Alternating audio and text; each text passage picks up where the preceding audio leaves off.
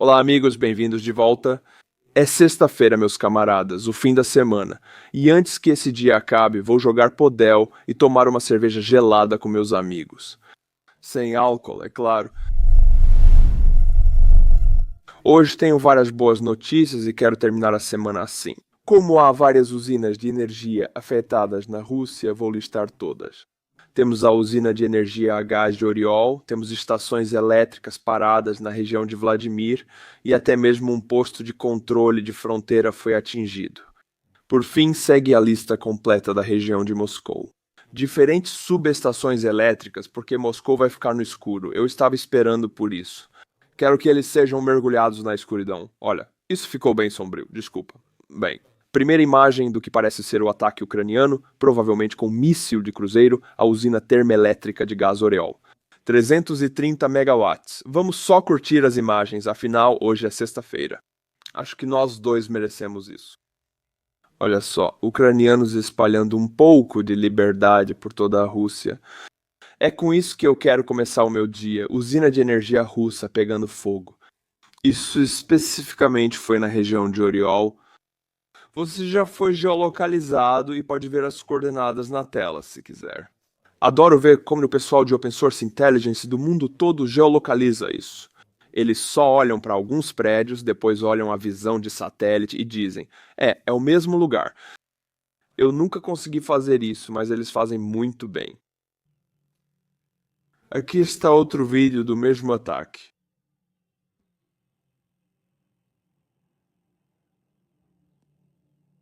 Aí está, e você pode ouvir o estrondo da liberdade. Maravilhoso. Ok, já chega disso. Vamos passar para a subestação elétrica na região de Vladimir. Olha só aquilo queimando. Atingiu. Agora, essas subestações, existem centenas delas, se não milhares, por toda a Rússia, mais para milhares. Então, eliminar todas elas dá um certo trabalho. Mas esse é o trabalho que os ucranianos fazem agora. Especificamente porque este é um mapa das subestações elétricas ao redor de Moscou que a Ucrânia atingiu.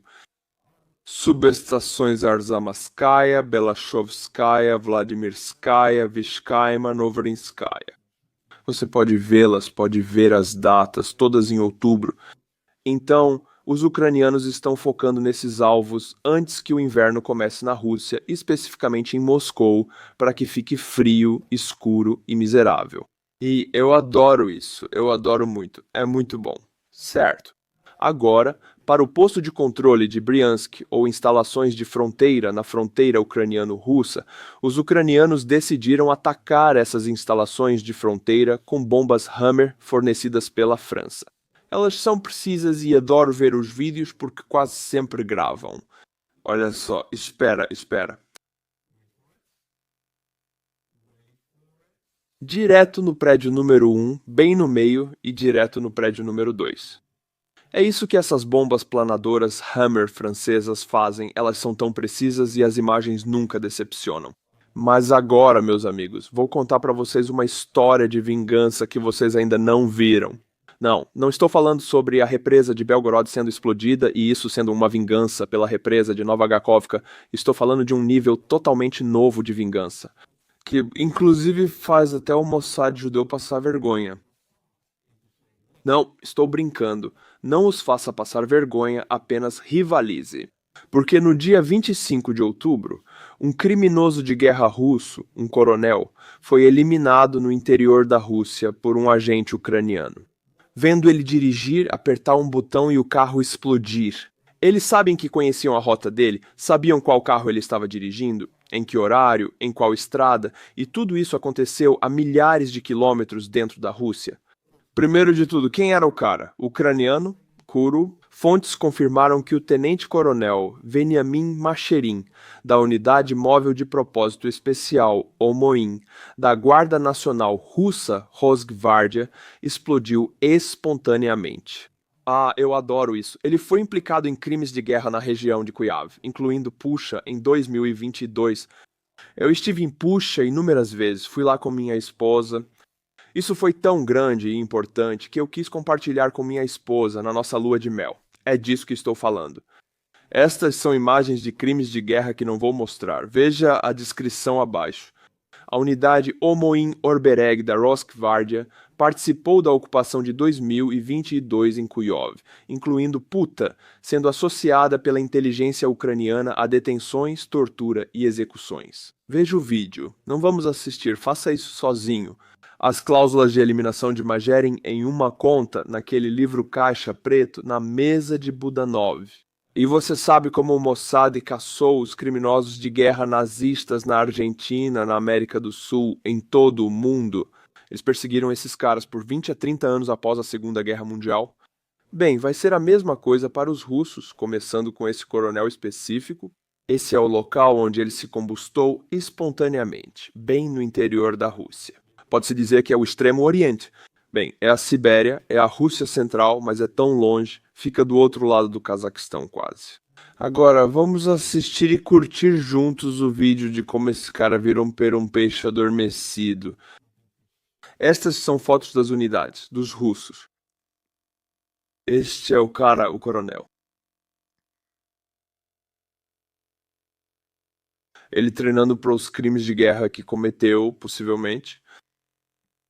E este é o vídeo real de um operador ucraniano filmando um carro a milhares de quilômetros dentro da Rússia, enquanto segura um controle remoto. Quero dizer, isso é insano em tantos níveis.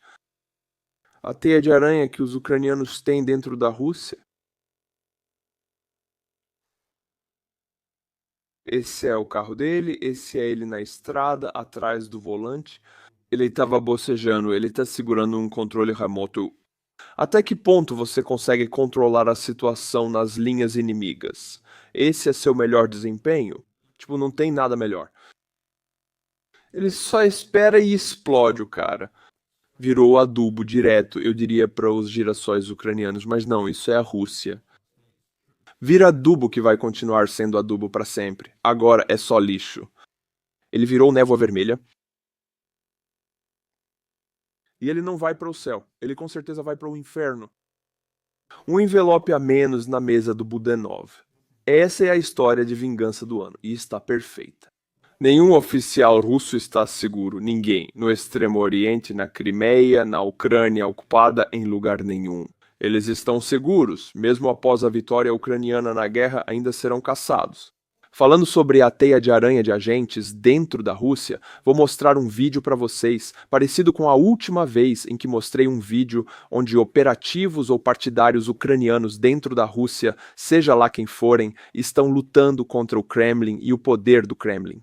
Agora, eles estão incendiando tudo relacionado à logística, comunicações e internet. E é tão fácil, tão fácil. Gabinetes ferroviários de relés, provedores de internet, equipamentos, torres de celular. Tudo o que você pode queimar e que é importante para conexão, logística e comunicação. Eles vão queimar, eles sempre fazem isso. Oblast de Rostov, queimando de novo. E eles sempre mostram os três. Kamchatsky, Kraja, é o mais longe que você pode ir. Venha, Chaitka, eles estão queimando coisas lá. Esses caras são da República Adige. Isso é barato, isso é rápido, isso é eficiente, é anônimo e destrói os elos mais vitais do país russo e do exército. Adoro isso. É fácil e legal. Todo mundo curte uma boa fogueira. Esse cara estava perto demais do fogo, com certeza é um risco de incêndio. Todo mundo gosta de uma boa fogueira da liberdade. Eu gosto, e sei que você também. Por isso estou te mostrando isso. Ei, é sexta-feira, você merece. Número 3. E vou encerrar os segmentos do Dentro da Rússia com notícias muito ruins para o exército particular de Putin. Pode parecer que o exército russo serve a Putin, mas quem faz isso é a Roscovardia. A Roscovardia é uma unidade, ou ramo do exército que Putin criou. Ela seria mais responsável diretamente a ele e não seria enviada para intervenções estrangeiras, mas sim atuaria dentro da Rússia. E talvez cumprir o papel de polícia militar, de controle interno no exército. Bem, agora você é um oficial da Rosgvardia pensando que o Putin, o papai Putin, está cuidando de você. Você está seguro do massacre ucraniano. Mas não, oficiais de baixa patente da Rosgvardia da Rússia estão sendo enviados para unidades de assalto próximas a Chassivyar, segundo a organização tártara da Crimeia, Atesh. Um oficial da Rosgvardia, que é um agente da Atesh, relatou que todas as unidades da Rosgvardia receberam ordens para realocar seu pessoal para formações de assalto na linha de frente. Uau, uma esposa! Isso preocupou principalmente a 72ª Brigada de Fuzileiros Motorizados, que sofre pesadas baixas perto de Chassivyar, em Donetsk. O motivo provável para essa transferência direta são as severas perdas de pessoal, que não podem ser rapidamente repostas por mercenários. Assim, o Kremlin está sendo forçado a usar a Rosgvardia como força de combate de reserva. Agora, Putin está recorrendo ao seu estoque pessoal de carne, Rosgvardia. Boa notícia para nós e ucranianos, má notícia para esses oficiais. Agora, meus amigos, como sempre faço, quero prestar homenagem a quem merece homenagem. Esses são os caras, os heróis disso, quero dizer. Talvez tenham garotas também, não faço ideia. Mas eles apoiam este canal, a base do meu trabalho. Vou massacrar os nomes deles para mostrar minha gratidão. Morgan Gerling, acho que ele é um cara. Gordon Ryuma, você vai voltar. Vocês têm retornado repetidamente, meus amigos. Eu sei que vocês têm ligação com a Suécia, mas não sei como ele tem obrigado em sueco, então vou apenas dizer obrigado em sueco. Ou sobre o Sr. Stone Rock, obrigado por ter um nome tão lendário, James Parker Cohn. Se gosta do canal, apoie no Ko-fi pelo link na descrição. Também vou ler um dos melhores comentários do vídeo anterior, onde falei sobre os russos colhendo o que plantaram, com a destruição da represa de Belgorod e soldados russos nadando, você sabe, porque eles começaram explodindo a represa nova Gahovka. Klaus Hornischer diz o seguinte: Olá, Arthur Herri. Quando você estava falando sobre as consequências da represa de Belgorod, você estava procurando as palavras certas, expressando o que você sente quando pensa sobre Kakhovka. Existe um provérbio na língua alemã que eu suponho que diz o que você tinha em mente, e eu vou tentar lê-lo para você em alemão. Me perdoe. Wer Wind sät, wird Sturm ernten. Sim, essa é a minha pronúncia. Literalmente significa que quem semeia o vento colhe a tempestade. Em inglês, acho que o provérbio é quem semeia o vento colhe a tempestade. Ah, isso é incrível. Sim, eu concordo. Essas eram as palavras que eu estava procurando naquele vídeo. Certo, para o segmento internacional, hoje vai ser bem curto. Os europeus apresentaram um plano de paz de 12 pontos. E eu odeio isso, nem vou esconder. Vou ler todos os pontos para vocês e vou explicar por que eu os odeio. Nem todos os pontos, só alguns. Primeiro, cessar fogo. 24 horas após a aceitação do plano. Prefiro não comentar. Congelamento das linhas de frente. Bem, congelamento das linhas de frente atuais, ou seja, Rússia, a Rússia vai manter todos os territórios ocupados. Ou seja, será uma plataforma para eles lançarem outra invasão como sempre fazem. Uma política externa russa de agressão militar segue um conjunto rigoroso de regras.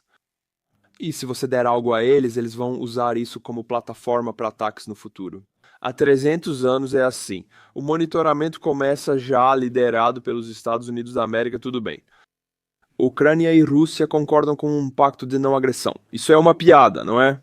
A usina nuclear subparisiense é transferida para um terceiro, com o retorno subsequente da Ucrânia. Ok, suspender sanções simbólicas contra a Rússia. Isso, de novo, é coisa do inferno. A Rússia faz. Quase todo o dinheiro da Rússia vai para o setor militar. Suspender sanções facilita que eles ganhem mais. Então, basicamente, você permite que eles reconstruam seu exército e ataquem você no futuro. Porque é isso que eles sempre fazem e sempre fizeram. Suspender as sanções é dar mais dinheiro para a Rússia reconstruir seu exército. Isso é reformular, e eu odeio isso. Acordos sobre a linha final de contato, até acordos sobre a administração dos territórios ocupados pela Federação Russa, a Ucrânia recebe garantias internacionais de segurança sem detalhes. Mais uma vez, deixe-me te dizer a verdade em uma frase simples. As garantias de segurança da Ucrânia estão na força do exército ucraniano. Se quisermos dar garantias de segurança a eles, precisamos fornecer muitas armas e muita munição. Kiev e Moscou reforçam o respeito mútuo e a diversidade de línguas, culturas e religiões. Eu vou vomitar aqui. Início das negociações sobre a gestão dos territórios ocupados. E há da suspensão gradual das sanções contra a Rússia à medida que o plano é implementado. De novo, isso é coisa do inferno. Vou reformular o que está escrito aqui. Permitir que a Rússia aumente seus ganhos para atacar a Ucrânia futuramente faz parte do plano de paz. Quero dizer, é horrível. Eles estão colocando no plano de paz que a Rússia possa atacar a Ucrânia no futuro. Ucrânia e Rússia concordam em compensação e Ocidente liberativos. O Ocidente congelou 300 bilhões de dólares americanos em ativos russos. Assim que esses ativos forem descongelados, a Rússia os transferirá para a Rússia, os destinará ao setor militar e os usará para uma futura invasão de qualquer país com o qual a Rússia faça fronteira. Então, basicamente reformulando, isso é dar à Rússia centenas de bilhões para futuras invasões de qualquer país. Isso está no plano de paz dos países europeus. É tão idiota e tão estúpido. Acho que alguns macacos escreveram isso. Certo, meus amigos. Agora para a linha de frente. E claro, vamos imediatamente para Pakrovsk. Tenho muitos relatórios. Quero atualizar vocês. Os russos estão avançando dentro de Pakrovsk. Tropas russas foram vistas sendo eliminadas até mesmo no centro da cidade. Eles não estão necessariamente no centro, mas algumas unidades avançadas chegaram lá. Agora, para apoiar essas tropas de assalto avançadas, os russos estão trazendo artilharia termobárica, o que significa, quero dizer, os termobáricos foram projetados pelos russos basicamente para conflitos urbanos. Porque se uma ogiva termobárica explode, ela suga todo o oxigênio do círculo da explosão. Ou seja, as ondas de choque não vão apenas destruir 2, 3 casas ao lado. E até janelas de quarteirões vizinhos serão afetadas por uma explosão termobárica na cidade, pois a onda de choque ricocheteia entre os prédios. Então, os russos querem usá-las dentro de Pokrovsk para apoiar a sua infantaria. Mas a vantagem tática da Rússia veio com um custo estratégico. Para apoiar a infiltração, a artilharia russa avançou. Lançadores termobáricos como o TOS-1 disparam de 3 a 6 km, enquanto o TOS-2 alcança cerca de 15 km. Isso os expôs a drones ucranianos e ao reconhecimento. As forças ucranianas lançaram uma campanha devastadora de contrabateria. Drones FPV atingiram um lançador termobárico perto de Bakrovsk, Saronich, minutos após a detecção, detonando combustível e foguetes. Um blindado médio 27 Uragan foi destruído na estrada. Um sistema blindado médio 21 Grad foi eliminado segundos após disparar. 3 baterias russas, disparando de 3 linhas, foram atingidas por ataques precisos de GBU-39. Só quero ilustrar o preço que a Rússia está pagando pelo sucesso deles em Bakrovsk. Os russos tentam espalhar muitas fake news sobre Bakrovsk. Eles estão alegando que a cidade está cercada por todos os lados. Eles dizem isso há 2 semanas, mas ainda não é verdade. Após um longo silêncio, os russos retomaram suas táticas de bandeira falsa em nossa direção, instalando seus trapos ou bandeiras e distribuindo vídeos correspondentes nas redes sociais. Essas são campanhas informacionais criadas para desmotivar os ucranianos e os países ocidentais, e para construir a narrativa de que os russos cercaram Pokrovsk. O que não é o caso, nem mesmo neste momento. O uso dessa ferramenta primitiva de operações de influência, propaganda e operações psicológicas junto com as declarações falsas sobre a cidade estar cercada por elementos políticos hostis só demonstra que o inimigo quer fazer passar seus desejos como realidade. E essa informação vai direto para Putin. Como você pode pensar, essas operações informacionais são feitas para consumidores externos, para os ucranianos e para o Ocidente. Mas não essa informação falsa, essa informação vai para Putin. Ele é vítima disso, veja. Blogueiros de guerra russos estão denunciando com raiva o general Valery Gerasimov por mentir descaradamente ao presidente Vladimir Putin sobre o progresso militar da Rússia na Ucrânia durante uma coletiva televisionada. Eles observam que o incidente destaca o problema persistente de relatos falsos. O mesmo problema ocorre no exército ucraniano. Só quero que você saiba disso. Algumas semanas atrás, comentaristas atentos notaram isso. O mapa da linha de frente, ao fundo de um vídeo do Ministério da Defesa russo, mostrava posições russas vários quilômetros mais a oeste do que as russas ou ucranianas. A análise Open Source Intelligence havia avaliado independentemente que elas estavam ali. Basicamente, os mapas mentiram alguns quilômetros sobre as zonas de ocupação russas.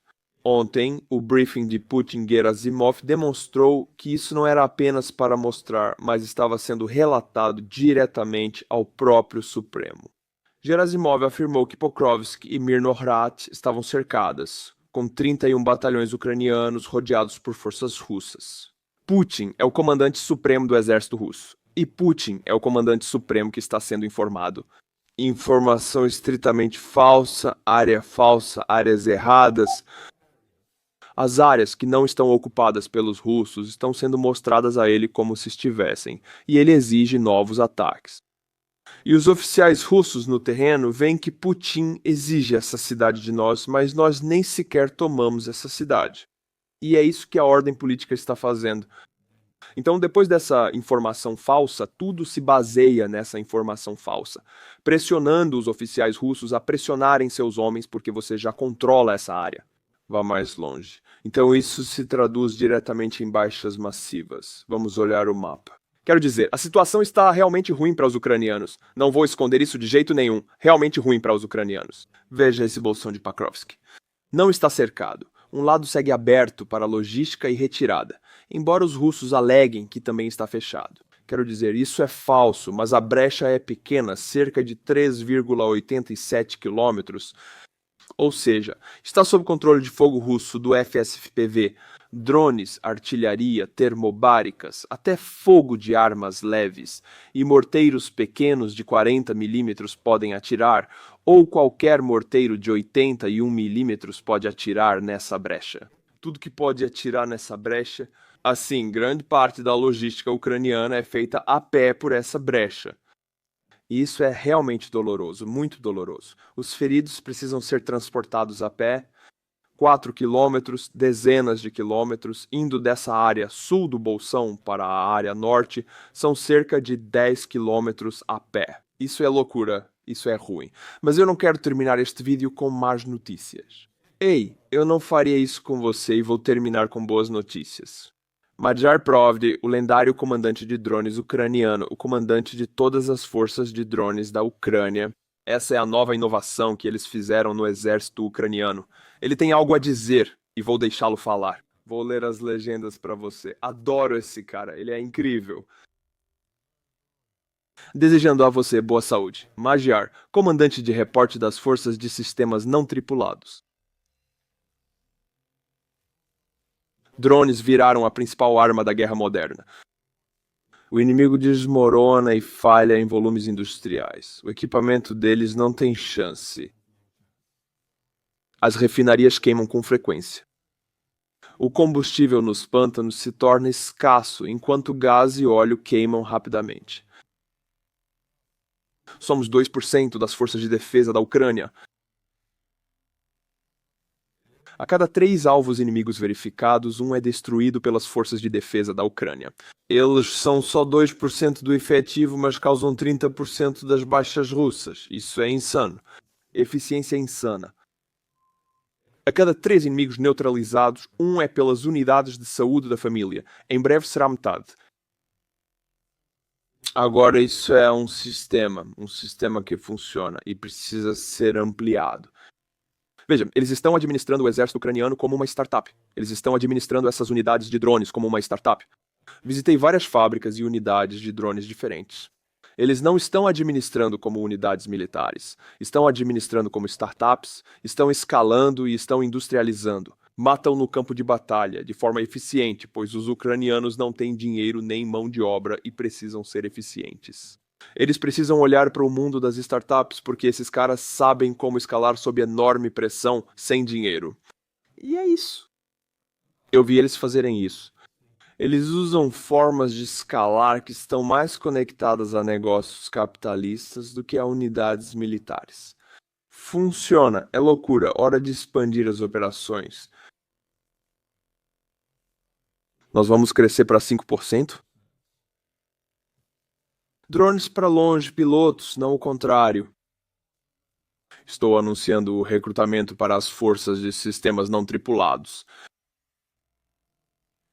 Mais de 15.000 vagas foram civis. Especialidades necessárias aqui agora na linha de frente. Especialistas em eletrônica, programadores, designers, gerentes de projetos, faz tudo e, claro, operadores de drones. Eles colocam fita para... Sua presença é necessária agora. Pare de correr, hora de voar, apagando o ocupante. Digite 3 letras online, Unidades de Saúde da Família, ou SBS em ucraniano. E junte-se a uma das 12 unidades de pássaros. Gelo e ferrão para vermes, o pesadelo dos vermes. Eu adoro cada segundo disso, por isso quis gastar os 2 minutos falando sobre isso. Espero que você tenha começado bem a sua sexta-feira. Eu sei que eu comecei. Agora estou pronto para aproveitar aquele céu azul gelado com meus amigos. Até o meu próximo vídeo, meus amigos, que será na segunda-feira. Então inscreva-se no canal para ser notificado. Não deixe de voltar. Slavo Krine e tchau, tchau.